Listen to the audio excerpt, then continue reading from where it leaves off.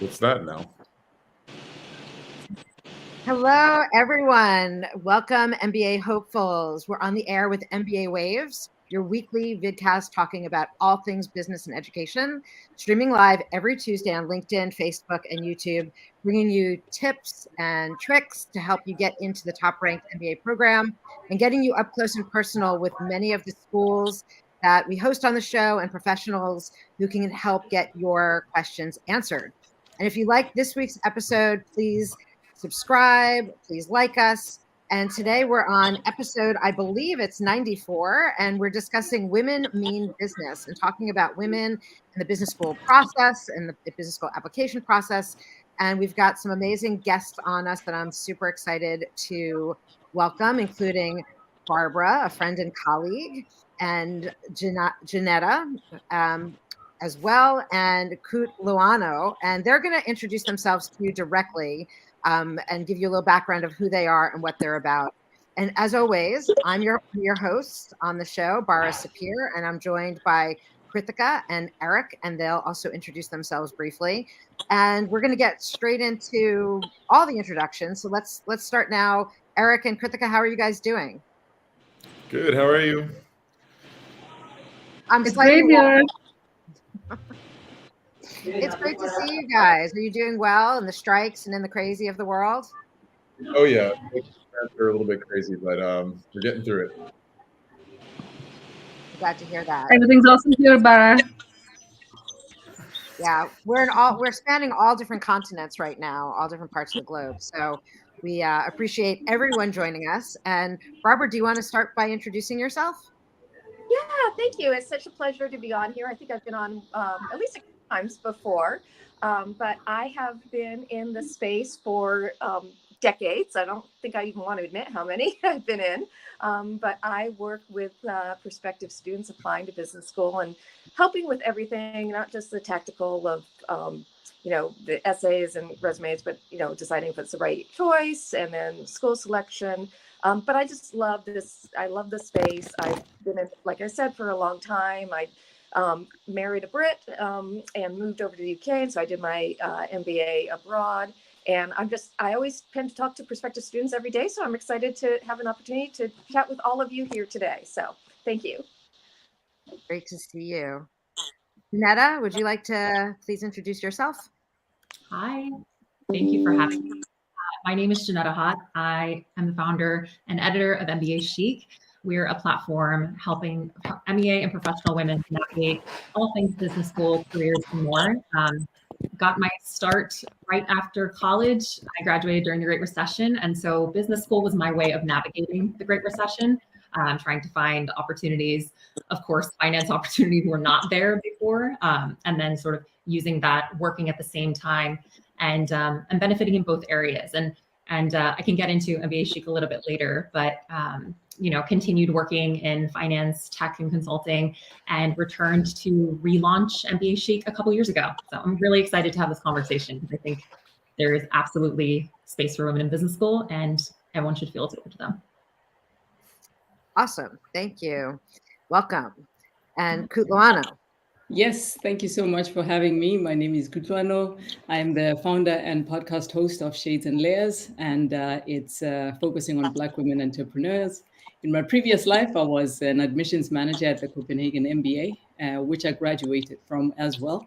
So I was in that business for about 8 years, and now I'm on the other end speaking to other women who've done MBAs and are now starting businesses, navigating this professional life. Awesome. Well, I'm going to have one of my colleagues here start off with the questions because I want to hear what you all have to say about some of the issues that we were discussing prior in setting up this episode. All right. Well, I feel like I can kick us off. So to everyone in the room, and thank you all for joining today. What unique perspectives or experiences do women bring to the business school application process and that they want to highlight?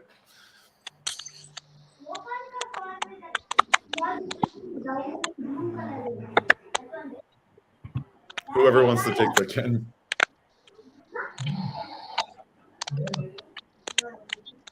we're having some technical like glitchiness, so maybe we can mute unless you're speaking. And Barbara, you wanna take that question first? Yeah, I'd be happy to. Thank you. I wanted to give everyone a chance to speak. I think women, just because of trying to, in some industries in particular, trying to get a seat at the table, or who've been underrepresented, have to be creative in their career. And I think creativity is a hidden skill, life skill and career skill. So I think that sense of, again, creativity, finding a way to get into the room, how to elevate your voice. I know I was somebody when I was in my 20s, which was a little time ago, that I was always afraid to raise my hand and have my voice been heard. So I found, like, here's an example of that. So maybe if it's not in a big meeting, you do it in a smaller meeting where you kind of get more comfortable with it, and then you can grow from there. So I would probably say creativity for me would be at the top of the list. Yeah, I think I would add to that. There's resilience, which I always spotted in women's applications. A lot of women go through a lot. First of all, especially from developing countries, especially to graduate from university, get an education in the first place in some instances. But there's a tenacity and a resilience that they come with, which I think helps a lot in applications, especially because sometimes the only way to get through business school is through scholarships. So those are some of the things that you would want to highlight when applying for an MBA education, or just even a job. Resilience and tenacity, I think, are up there.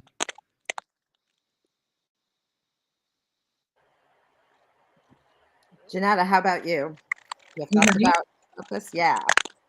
I'm not sure if that's my audio. I apologize if so. I'm trying to mute myself. I would absolutely echo what Barbara and Julie just said about creativity, resilience, and also versatility. I think there are, just based on who we've been considered MBAchic in the community, there's so many super. Sorry, is that my audio? Can you hear me? I'm not sure whose audio it is, but it's definitely happening. Yeah, I'll just lower my speaker so I can hear you. Okay. I absolutely would say versatility. I think, there are plenty of qualified applicants, smart applicants who, are leading in their industry, and perhaps, leading in the traditional sense, or leading in creating space for others. There's no, I guess, lack of talent. I think, there's just a different type of lived experience that women bring to the table. And I think speaking about that and demonstrating how you've been a leader is interesting to highlight. I think it tells a really good story. There's ways to flex all your sorts of strengths and share what your purpose is. Okay, and share what your purpose is as you're sort of navigating the MBA application process. But I think, if you I see, again, in my experience, if you try to stick to some of the typical formulas or what you've seen work in the past when you're submitting your application and creating your statement, telling people who you are, that is sometimes limiting. So I would really just kind of take stock of all of your experiences, because you've definitely demonstrated leadership and your versatility and your resilience and creativity in a number of ways. So I would really take a broad look at everything you've done so far. I think I'd imagine that leadership, it just comes in all different not perspectives, but like there's so many different ways of the woman's experience being a leader, right? So that I think that could come through, like even someone who's going back to school, right, or back into the workforce. Like I hear that a lot from candidates, like when they're dealing with their resume. And I know, Barbara, you do a lot of work with folks that on their resumes. So you probably see that as well. Yeah, cool. So how about the challenges, the specific challenges in the process of being in business school or applying to business school? What kinds of challenges do you see facing them right now, or if you see in the future for women who are applying? I can continue basically on my point that I started to make on sort of how you're framing your leadership. You're demonstrating your leadership, but also, the opportunity and why it's a great idea for a school to invest in you and take you on as a candidate. I think sometimes what we see, and it's not everyone, absolutely not everyone, but there's sometimes the thought that this is not for a certain industry. Like, let's say you're not in finance, consulting, or tech, or heading into the typical sort of post MBA fields. There's absolutely space for you. And I think sometimes it's helping to see what's possible with an MBA. There's plenty of things we can go into, but one thing that I see is through storytelling and sharing what people have been able to do on the other side of the MBA, it opens up a lot for some in our community to see themselves and put themselves in their shoes. If someone's not looking for to go into private equity or investment banking, and they've seen someone use their MBA in fashion and luxury or in entrepreneurship, that's inspiring. And something, sometimes, switches on and it says, hey, I can actually see myself going there. Of course, we can get into things, like cost and all sorts of barriers, but I do see sort of that mental unlock being really powerful. So no matter how serious you are about pursuing your MBA, I think taking stock of everything again and learning what people are able to do is really powerful in your decision process. How about other folks? Yeah, and I think the other important part is, when you're researching the schools that you're applying to, I think, of course, look at, what the possibilities are and what the alumni have done. That's always a good thing, and us to be connected to those alumni, or just, have a look at the school and see what examples there have been. Because very often it's hidden. When you think MBA candidate, you're still thinking some guy working in private equity or the stock market or some other finance profession or some engineer or other. Whereas, there are opportunities out there. There are people who've come from, chemistry or being medical doctors or even lawyers sometimes who have actually used the MBA to bolster their career or even switch careers. So, think about the purpose of what it is that you want, that you have in going into your MBA, and see if there are other examples. And they certainly are there. And then from there, I think choosing an MBA based on those desires and possibilities and examples that you've seen is always a helpful way to approach it.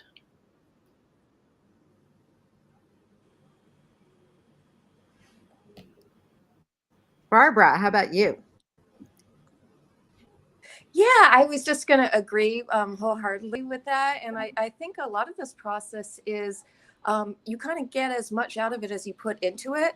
And so just the more research you do, I'm a big advocate of following, if you identify some schools that you're interested in per se, following them on social media and reading their blogs, but they don't tell the story of everyone. And there could be somebody out there that has your dream job that you might not know about.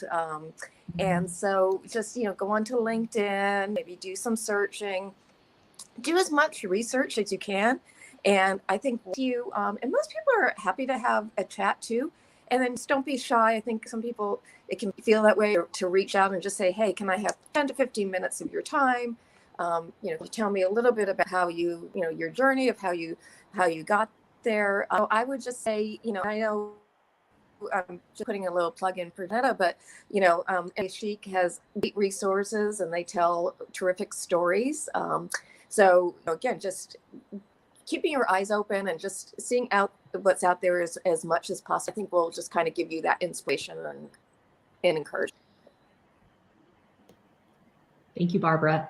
Just to add on to that, I think as both Thuli and Barbara are saying, as you have this image of who or what an MBA is, you start to chip away at that as you kind of understand the breadth of opportunities that are possible for you. But I also think, fears around cost, understanding, salaries on the other side, that's one piece of it, yes, but understanding, ranges of test scores, and those are guidelines, but really understanding more about the process itself also just kind of helps you step into it with, more knowledge, but more confidence as well. Everything is sort of ranges and guidelines, and you can see what the previous classes have done, but just knowledge, I think, without getting overwhelmed is really empowering. So just take advantage of all that's out there. So I wanted to add it here from, from the perspective on this side, where we help women with the challenges. Specifically, a couple things I see is, women always say that they're better at execution, but then probably when it comes to strategy or planning, they need like more help in terms of it. So a lot of people look at that as a reason for getting into the MBA program. And I would say that one of the major challenges that women face would be probably having a lot more self-doubt in the sense that should they go. But what I've seen in my experience is that almost everybody who applies to the MBA program will go through these phases of, intense self-doubt. And I would say that it's just that common.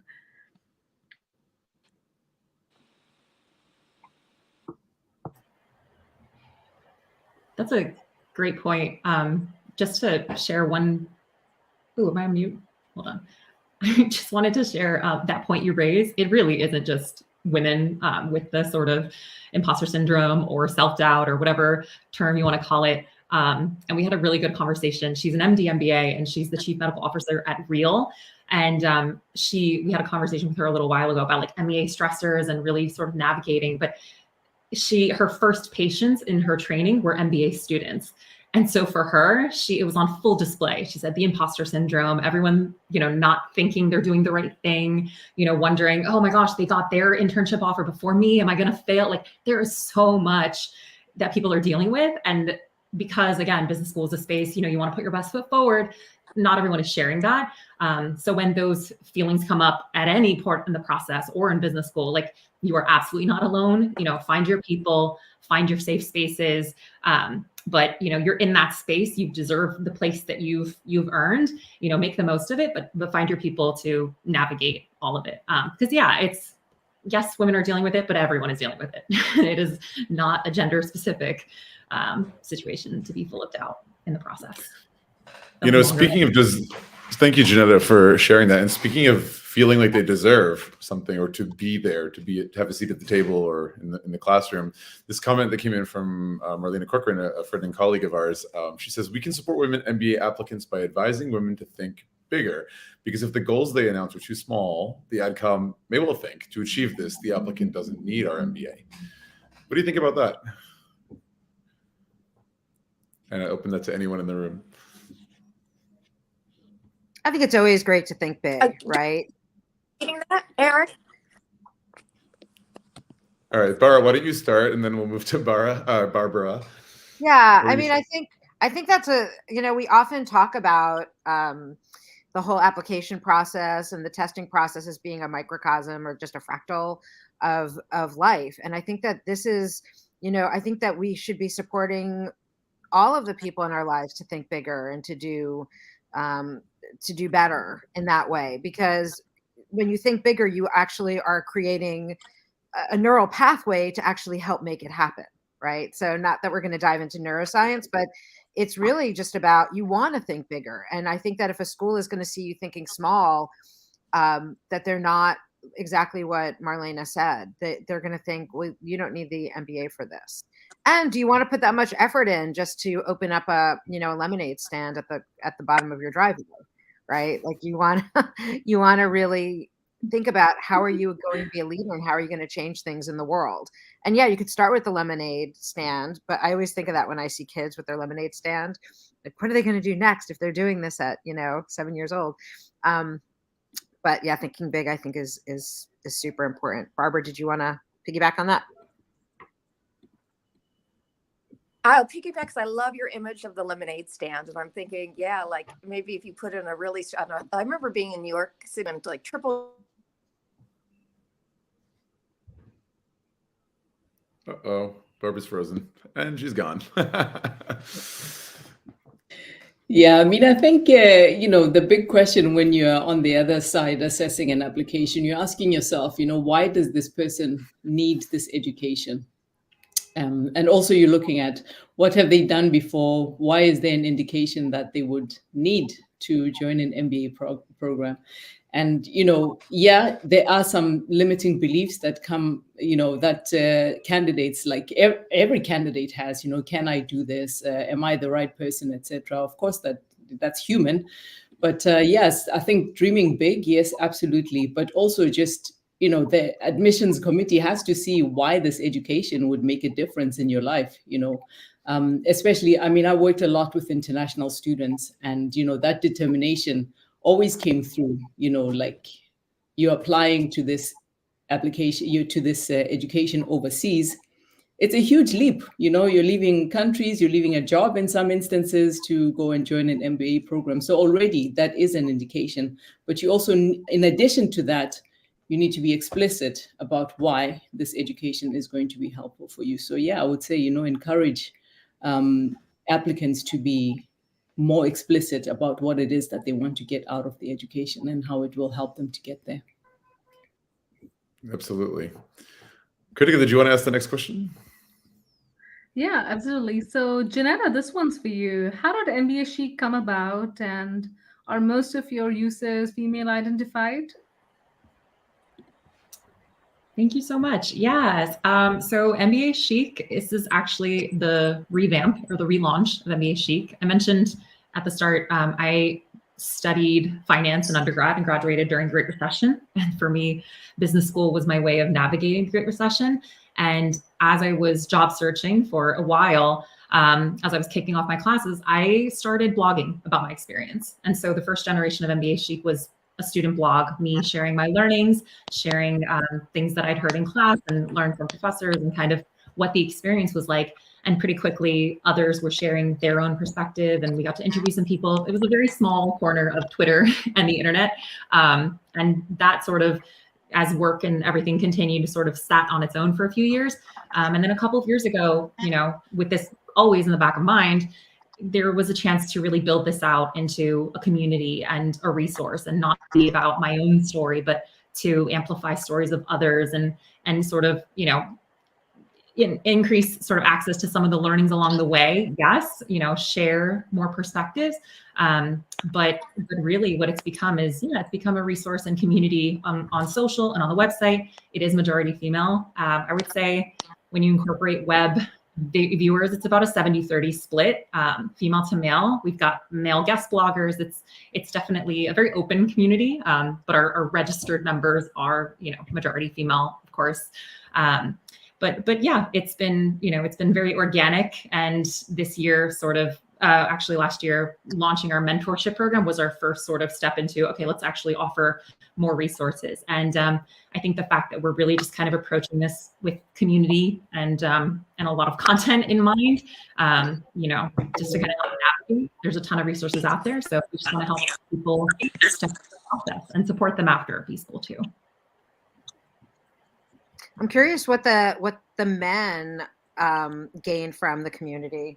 Like what's the perspective that they're getting from that? Like, I think it's super interesting that you create. It's not a specific female space, but it kind of is a female space, and so I'm always curious about that. Yeah, of course. So like more of the structured programming, the mentorship program was all women, and the sort of registered membership in the site that we're relaunching is majority female. It's mostly women. There are some men in there, but what we've seen is the content is still, the conversations are still applicable. Yes, there's a female tilt to a lot of the discussions, of course, what we're talking about now, but deciding between acceptances, figuring out your school strategy. We were grateful to have Barbara do a workshop on applications and sort of, school selection, all sorts of aspects of the process. Those are, those don't change depending on who you are as an applicant.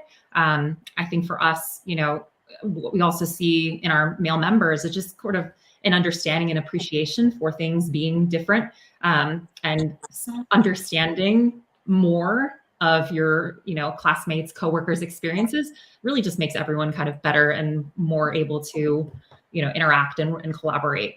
And so, yeah, people in our community have connected off platform outside of all of this, but it's kind of the goal of supporting people through the process, that kind of helps to weed out anyone who's not really, interested in hearing about this. But the content is pretty much applicable to all.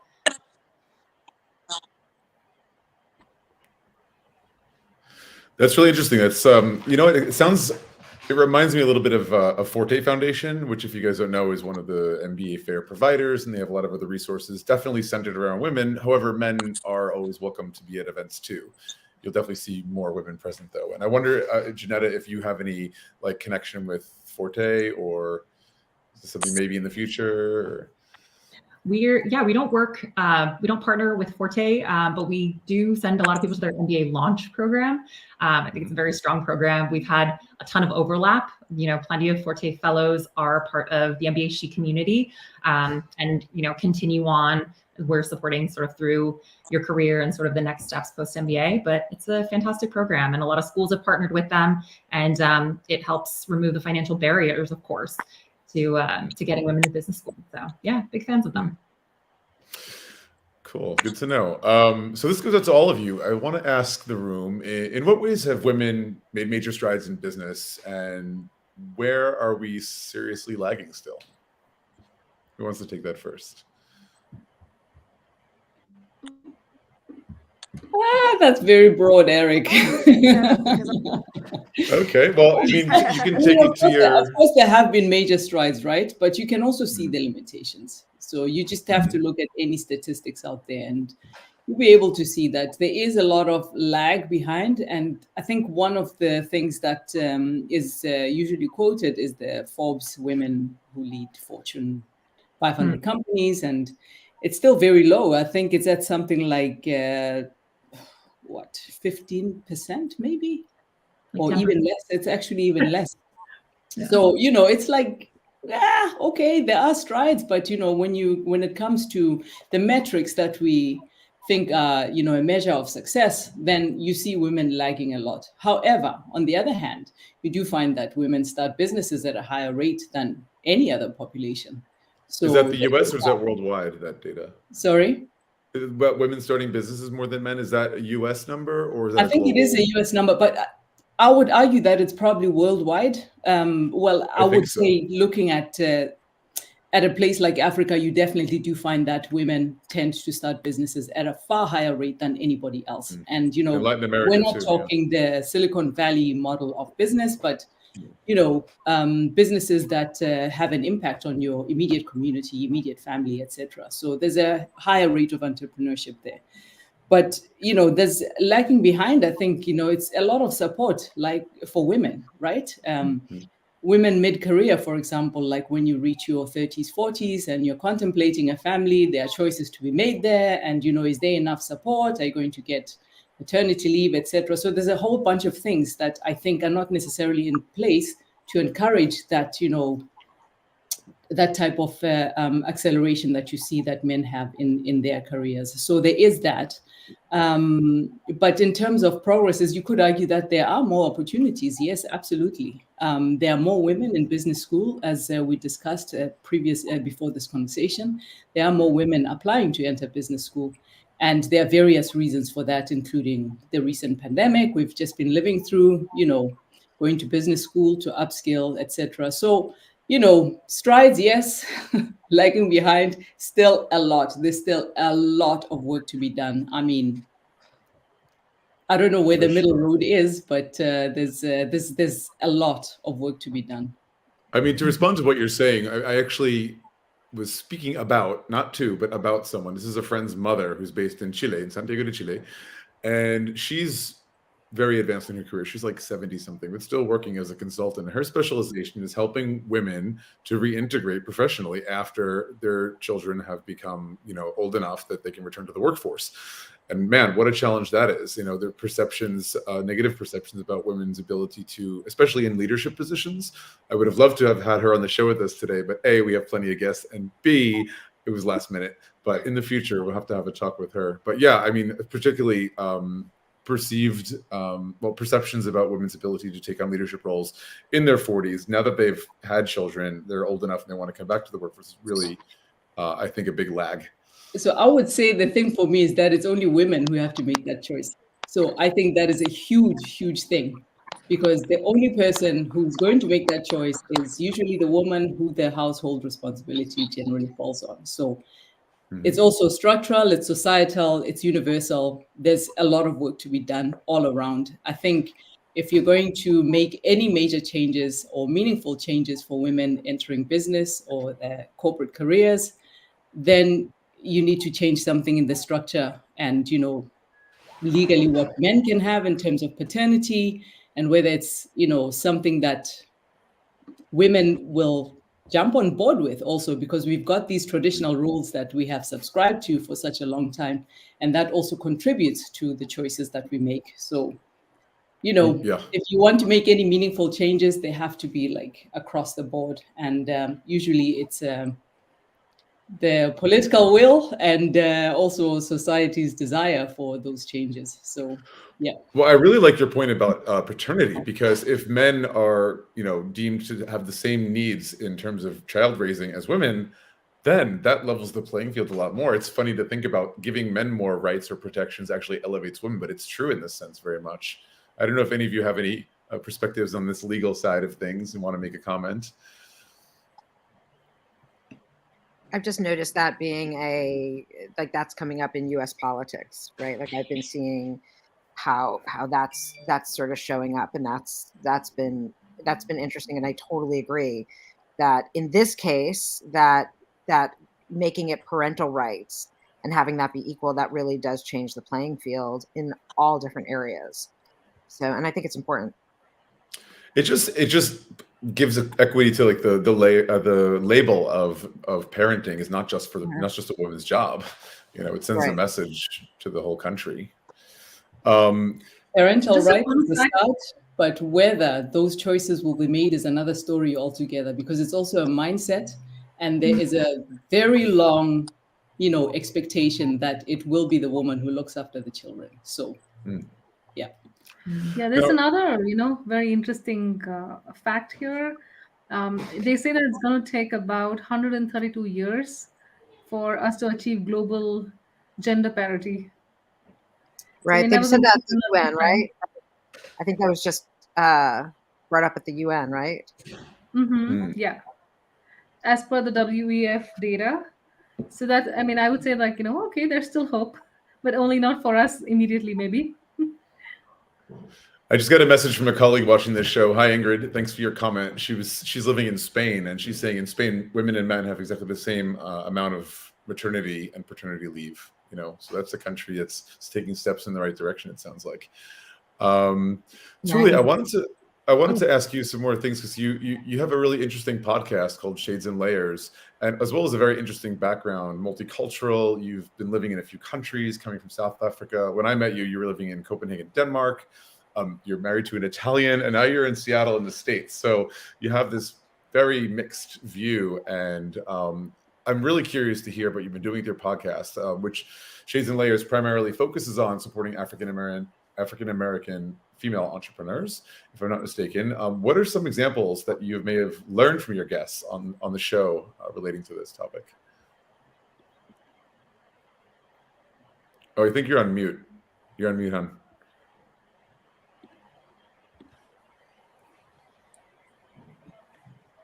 You're still on mute. Good, Thuli. Sorry. Start from the beginning again, please. As you mentioned, I've done quite a tour around the world, and right now I'm based in Seattle, and I've got this podcast, Shades and Layers, which is basically a resource and a celebration and a gathering space for Black women across the world, entrepreneurs, and other game changers, because we do look at intrapreneurship as well as part of the conversation. But, it's basically something that I have found, whether you look back at, my career 20 years back or any time, it's always something that's bugged me, that, spaces for Black women are very limited out there. And you have to sift through a lot of material in order to see examples of what is possible for your life. So this is a platform where we can have these conversations and also normalize these conversations between Black women. This is what we sound like without a lens, without anybody's input or perception. And, it's just an open conversation about what entrepreneurship looks like. What are some of the advantages of having the background that you have in having made you who you are, and also what are some of the challenges you meet as you get into as you try and start your own business, etc., and how can you be supported. So this is a space to have conversations about it's basically getting a playbook for successful living and navigating the entrepreneurial life, because at some point I think most women will contemplate or even start either their own consultancy or a business of some kind, so that you can have that work-life balance, which you might not get working in a corporate. So yeah. I like to think of it as a second act. More or less, actually. But, there are also a lot of young women who just graduate business school and then they decide, well, I don't fit the mold. So maybe you come from a background that's not necessarily engineering or finance, and you don't fit the mold of what a business graduate looks like. Case in point, and you find your own path. So it is possible. So navigate it. Somebody else has done it before you. There's no need to feel alone or reinvent the wheel. There are examples out there, and here they are. Let's have a discussion about it, and let's state your goals, put it out there, and somebody might be listening. And it's actually been an interesting journey so far. And I'm sure they're not the problems, but the issues are universal. Yeah. Are the women you're meeting on your show, are they mostly from the States, and how do you find them? Well, it's split. So there are some from the US, mostly from South Africa, because I come from South Africa, and I've lived in Denmark. So you'll find some guests who are based in Denmark as well. So it's a split, sometimes in the UK, sometimes, East Africa. So it's a split of women universally. It just depends on which topic we are discussing. So what I do is I select an industry where you find a lot of Black women, things like beauty, personal care, fashion, all these so-called creative industries. And we talk about making a living in that space. And, depending on what topic it is, I'll find people through my network or through following some cultural magazines or conversations online, etc., and find those interviewees and speak to them about how they did it. I mean, everyone in this room is an entrepreneur in some way or shape or form. There you go. including Barbara, who's gotten kicked off, by the way. I think she forgot to pay the internet bill. No, I'm kidding. She's having some connection issues. She might try to join us in a little bit. But you should interview Krithika, who's based in India. You got to get some Indian people. Female entrepreneurs and startups are close to my heart. Yeah. I also wonder. People I want to send you from our community who'd be great to talk to. I'm always happy to have these conversations, because I think the more voices there are out there, the more courage women will have to go out there, share their vision, but also co-create. I think there's huge power in co-creating, right? When you create a community, and you see it when you create a community, people chime in, they support each other, point each other to resources, give examples of how they made it, etc. It's an ongoing conversation, and I think it's super important so that people are not isolated, feeling that they are powerless or helpless against whatever forces they might perceive as being against them. You can do it together in community. So I'm very happy to get any suggestions. Yes, absolutely. And to your point, you said women are the fastest growing segment of entrepreneurs. It's, particularly in the US, Black women are the fastest growing segment of founders and entrepreneurs. And just from, like you said, our community alone, people at all stages of their entrepreneurial journey, there's so much to learn. I'd love to send people your way, and I'd love to check out the episodes and maybe work together, because it's really valuable. Fab. We're having a conversation after this. Thank you. Yeah, absolutely. Awesome. Thuli, you mentioned a very important word, which was courage. I think that courage is really important, especially now. And I'd love to hear what you all feel or see that's happening in the United States now, because we really do need to have courage. We're in a really challenging place. And, I know that I was supposed to go to a conference, and it's in a state that I just don't agree with their politics. And so I'm boycotting going to the conference. And, how are you seeing folks applying to schools or going into business in different states in the United States when there's such a political difference in what's happening? Like, are you seeing anything happening in that front? Ironically, I think that leads to people starting their own businesses, to be honest. I think people do it anyway. There are always external challenges. Like you say, it just takes a bit of courage, a little bit of support, and you just do it scared anyway.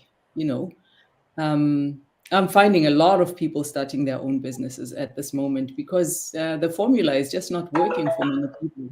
The spaces that have been created are not working for many people of color, women in particular.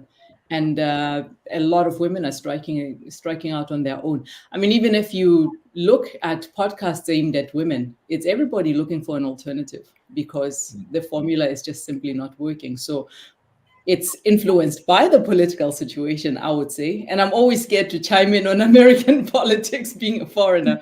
But, from observation, it's just people striking out on their own because they've had it. It's enough. There has to be a different way. So I think that's what's also leading to this increase in number of entrepreneurs we see emerging. Thank you for that comment, Thuli. And let me just say, I appreciate your comments and perspective on American society, culture, and so forth. You've been there long enough to have a perspective, and you bring an outside set of eyes and ears. So I think it's very helpful and balanced. So I don't think you should hesitate. That's my opinion. Yeah. Just here. Welcome back, Barbara. I am, and I'm so sorry. I don't know what is going on. I just seriously every 2 or 3 minutes it logged me off, and I'd log on again and log me off. So thanks to Krithika, said why don't you try from your laptop, because I was on my phone. So I think it's because it's the phone. This phone is sending me a message. It's time for me to get a new upgrade. So apologies. Oh man. Well, yeah. Welcome back. I was going to say to the point about do you see people considering different programs based on politics or policies and whatnot? We haven't. That's a great question. We haven't actually polled our community or asked. I don't have hard data, but anecdotally, we've definitely seen folks take some of the when it comes to reproductive rights, when it comes to everything going on. Even yesterday with the shooting in Nashville, I think people are just more aware. And I also think aware of their own privilege, power on the other side of the MBA as well. But I think, we've seen women, find post-MBA employment in a state and really just say, I've had it, I'm kind of over this, and relocate. We've definitely seen people take actions, but we haven't polled on a large scale or anything like that. But I think, if you are someone who's considering an MBA, pursuing your MBA, holding an MBA, graduate with an MBA, there's an immense amount of privilege and power that you do have when you are in the workforce. You've been developed as a leader. You're changing location, industry, whatever. But there's a lot of power that you do hold. And when it comes to negotiating for yourself, negotiating for others, making space for those behind you, and speaking, your voice, speaking your opinions and using your position, there's always a bit of art to all of it. But I think what we've seen certainly over the last couple of years is an awareness of this in men and women. But I think people realizing I can make sure I'm working for someone that I align with, working in a location that makes sense for me. I think people are not so much taking things, just kind of going on with it. They're, taking a stand on certain things and making their opinions known with their feet, with their wallets, with their voice. Totally. Thanks, Jeneta. Speaking of positions of power, and you mentioned men and women, today on LinkedIn, I saw something in passing. It was a short video from one of our colleagues, Linda Abraham, and she has a colleague that was speaking some advice about the diversity, equity, and inclusion piece and what to do as a non-person of color, or in this case, a non-female, in your application essays and so forth. And diversity is such a big topic. And her point was like, this diversity, equity, and inclusion is for everyone. And if you are in a position of power, socially speaking, like, what do you do? Well, how do you use your power to support? So it made me think, like, I wanted to ask the group, do you guys have some examples of men who have been positive forces in your lives that have maybe boosted you or, helped on your way in a positive way, coaching or a superior or even family? Yeah, I'll take that one if I may, because, I'm going to go way back in time, but the 27-year-old me who was working in Boston in financial services and was a French literature major and had no idea what a mutual fund was, but somehow found myself in that environment, was fortunate to have a boss. We had a reorg and he was a vice president. He had gone to Harvard Business School for the executive education and was super smart and kind of took me under his wing. And he's like, Barbara, what do you do after work every day? And I'm like, watch TV. And he's like, I think you should do an MBA and the company will pay for it and, take advantage of that. And just, sat me down next to me in meetings, or sat down next to him and he would give me tips on what to, how to present myself and all of that. And just a whole bunch of things. And so, this was, oh my gosh, this would have been like early 1990s. But his lessons and his support and encouragement and friendship, to be honest, because we've been friends for that long, have really lasted to that day. So, when you're looking for, we call them, what are the different terms? I'm blanking out right now, but like you can have mentors or you could have advocates, do consider some of the men. This is somebody way back when who really made a huge difference in my life. And, specifically what we're doing encouraged me to do the MBA, but much more gave me a whole bunch of career and life skills. And so, it's just always keep yourself open to those opportunities of just somebody inviting you to coffee, taking them up on it, and just building those relationships is kind of my 2 cents on that. Totally. Yeah. Thanks, Barbara. Sure. Anyone else have a story? I mean, absolutely. To add to that, not to spend to take up too much time on this, but absolutely. I think, in my career, I've worked in primarily male-dominated, I think exclusively male-dominated spaces. So my mentors and sponsors have been, I've had many men as mentors and sponsors throughout my career who, not only advice, but really advocated for me when it comes to not only promotions and advancing in my career, but to take on projects and to be in spaces where, my voice might not have been heard or, I might not even been aware that the space was there. But absolutely, I think, and to your question about how do people, men and, what did you say? People with privilege who have, social privilege or power, just kind of creating space and sort of ensuring that opportunities and resources are allocated. I think, it's a balance of respecting that some spaces are not for you. And sort of just making sure that everyone has a voice and has opportunities. I think sometimes there are blind spots, we can go into a whole unconscious bias conversation, but I think, what we've seen and from really strong leaders is ensuring that everyone really does have a say or have, access to opportunities, has some piece of the puzzle, and are able to be heard and seen and, and take advantage of those opportunities. And it could be something small. Let's say you're on, we've seen countless examples and LinkedIn posts about people saying, hey, this panel is all men. Is there a woman that we could get to speak? I'd be happy to speak on the next panel or something. It could be something so, simple and tactical. And it could also be, hey, what is our, how does our DEI strategy actually tie to executive compensation? Like asking bigger questions like that. But it's, there's all sorts of roles you can play. I think, when we get to a place where it's not so much a conversation point or a huge priority, it's sort of just kind of part of how we conduct business. I think that's where, where we can kind of rest, I guess. But yeah, I think just kind of recognizing, being self-aware and just kind of saying, all right, how can I use this the right way in work, in school, wherever. Thanks, Jeneta. You brought up some interesting points about like having mentors or advocates, and I don't think we have to get into too much of the difference between the two, but I think I want to just bring up or put on the table how to go about finding a mentor or an advocate, or how to find a mentee, how to try to think about women around you that you can help elevate and advocate for. Any suggestions from any of you? Sure. I can take the one. I would say that you should find a mentor who's kind of interested in you and then bring you along as well. So that would be somebody, and they find a spark, and there's always a connection. And typically these are people whom you think that you admire, and you know that they have already done it before you. And so you're very open to advice and suggestions from them. So it can be like another manager, your own manager. Sometimes it happens, but I say like Barbara, and even in my case, like we're so lucky to have people who believed in me and things like that before. But I would say that it can also be somebody else whom you admire, or in a role that you think that you want to take out in the future.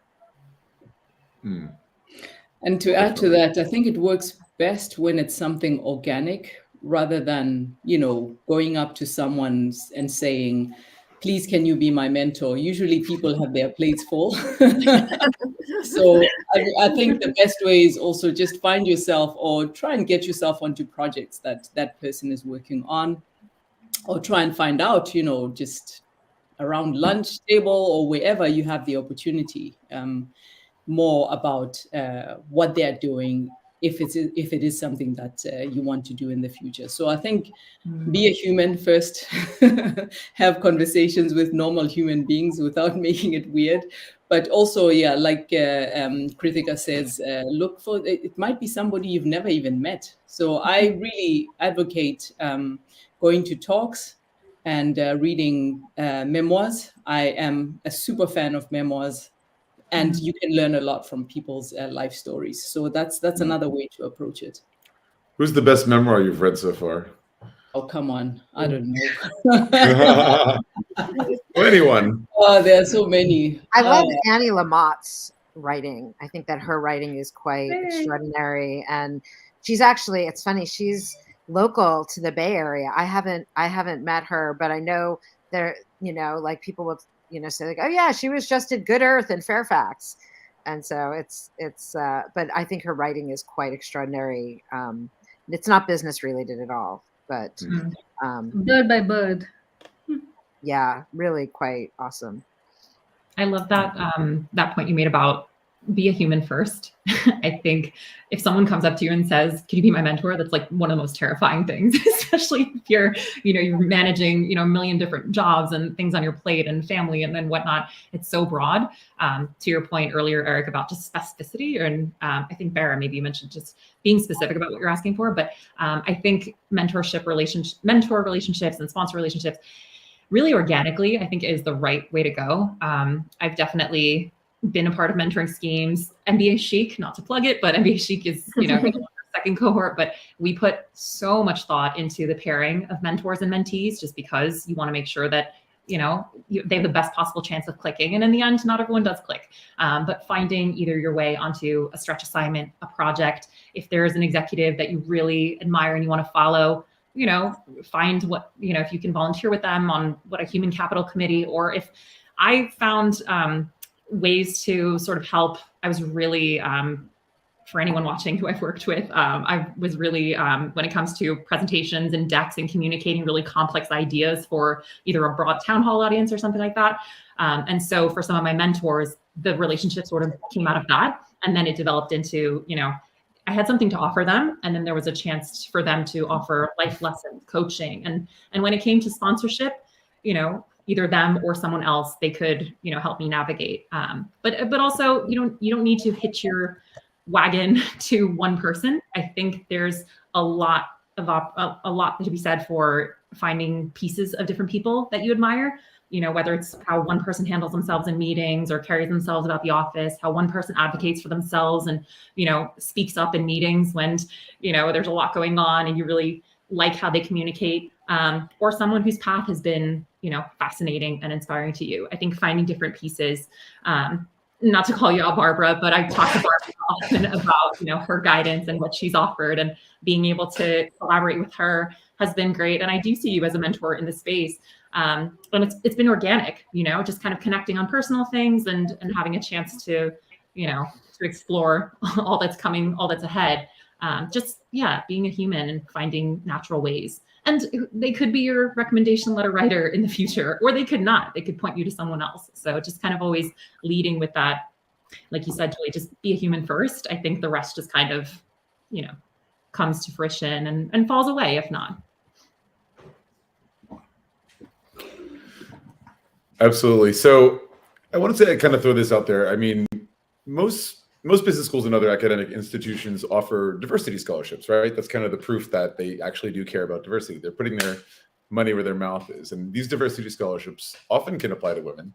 So why do you think population parity is still lagging in 2023 for women in MBA programs, especially when you compare to women in law school, right? Like, at least in the US, where the percentage of females has been slowly rising over the past few decades, and now it's over 55% women, which is fantastic.